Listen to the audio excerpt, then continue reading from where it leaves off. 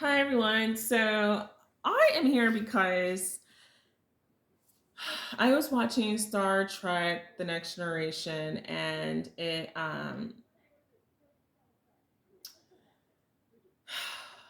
took the words of the fictional character Picard and all his infamous wisdom. Um, it took a phrase that he said to make me solidify my decision and building the courage enough to go back and being more active on social media. I really don't like to do that, but um, it's not like I don't like to do that. It's that when I tried back in 2020, I was not mentally prepared for one side. I didn't take that criticism from that group into consideration at all. I did not think that it would affect me that much. I did not. And because of that, I feel like not only am I doing a disservice to other people, I'm actually only isolating myself um, from my own community, from people, and that's the name of the game, right? And I don't want to fall for that. So I I definitely was prepared for Black people attacking me, something I'm very used to from being in foster care for my teen years and not ever fitting into certain norms in the Black community, if you know what I'm saying. There's certain things I will abide by, and there's certain things I am just not a fond. I'm not a friend. A fond. I'm not fond to. So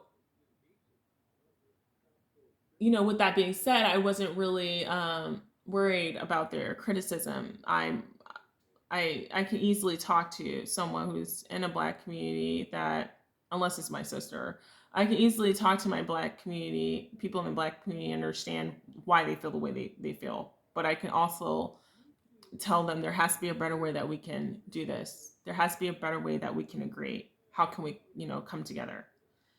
It's very different from white people. Um, since the majority of I started on Facebook, I honestly was not expecting the majority of my friends to behave the way that they did, because I would think that they would value me at more than just a diversity chip at face value, right?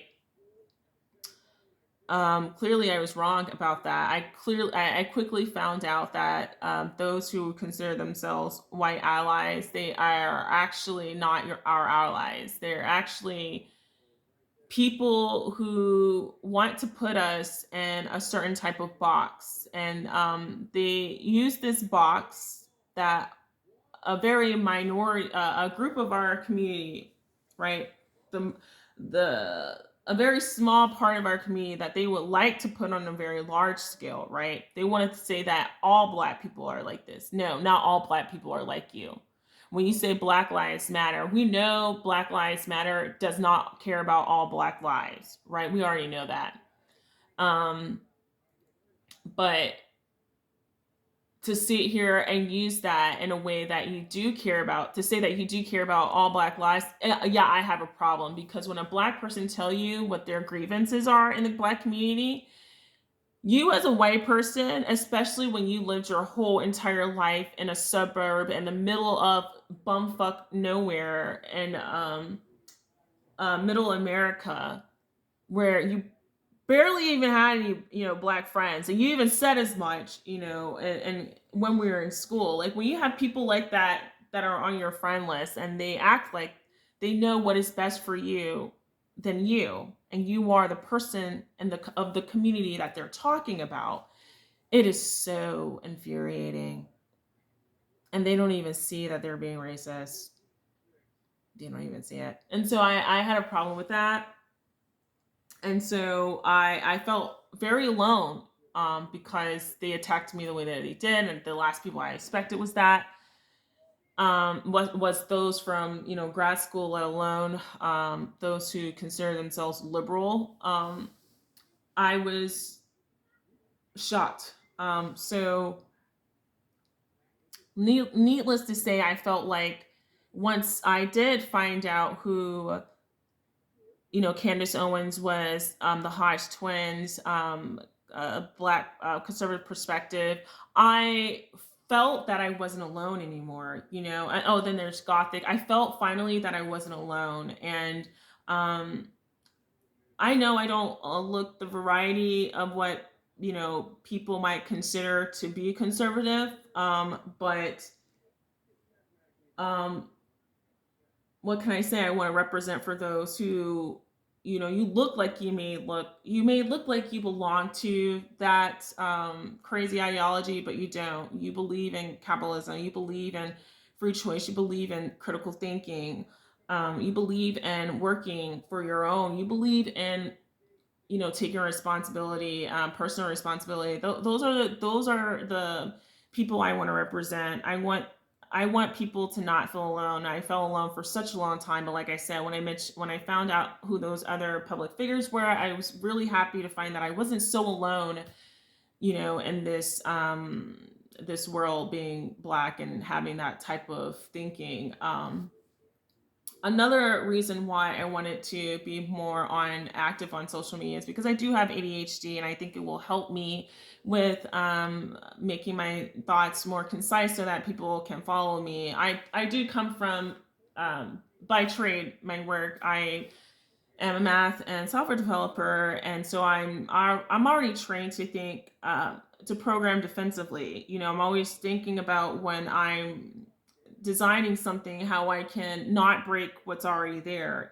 So I have to take all of that into consideration. So when I read a lot of current events, and I've always been a very inquisitive child, um, I've always liked history, psychology, anthropology, bioethics, and ethics, as like a pastime to do. I've always liked history in that sense, but I would never. I knew that couldn't really make me a lot of money, but I still like those things, and so therefore I'm able to piece things together, and dive deep into like history, and to try to understand human nature, and how it has evolved throughout time, and why things tend to repeat themselves. Why, all that stuff, when it comes to human behavior, and understanding it, and maybe understanding why I went through some of the things that I went through, and as a former, foster youth, why did that have to happen? So just questioning that. Um,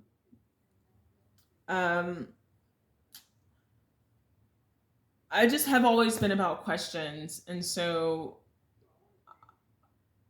I can piece things together and tell a beautiful story, and let it not really tell a beautiful story, but it can tell a story. I can find drop like breadcrumbs that will eventually tell a story, and it's like playing chess.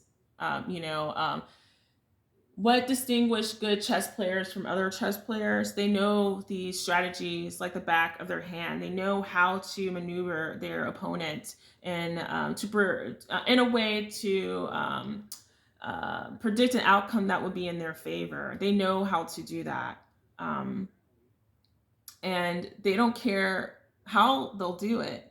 They know where point A is, and they know where point B is, and they know every way that you can possibly, I guess, squeam your way out of it. They'll know it before you even take it.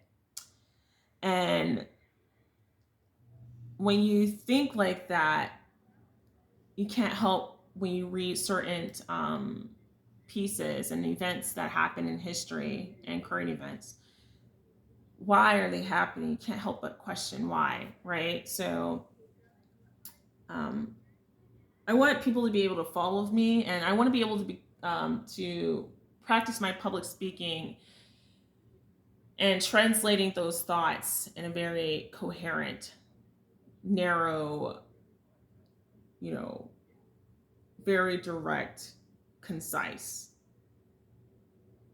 logic, goal, point. I can't do that unless I'm writing it down, scripting, and I want to be able to do that impromptu. So, yeah.